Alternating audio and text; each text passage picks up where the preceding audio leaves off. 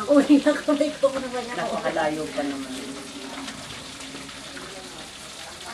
Layo pa naman, hindi maintindihan kung anong baka yung nakikita mo bigla yung lalapit kahit biglang umaalis si Bino, baka nakakapit yun. Ayaw naman.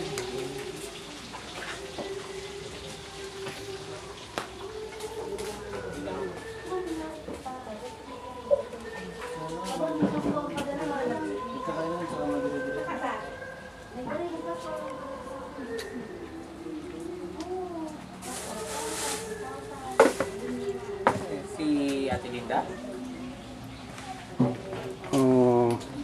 Guest nila from abroad. Hindi siya Rosita. Baka yun. Yung iyan. Nakabalot pa sa ngayon. Balot sa ngayon. Guest nila. Sabaw. Kasi dati din ko she came from someplace. Tanong sa kanila. Ari kami sa aso. Di ba rin ang aso ko? Namamatay aso dito. Oo. Ipakuluan mo ulit yan, pandagdag sa sabaw. Dami ng sahog ko doon. Hindi, sabaw nga eh, pang Hagis ko sa ilog ko. No? Ah, May ilog.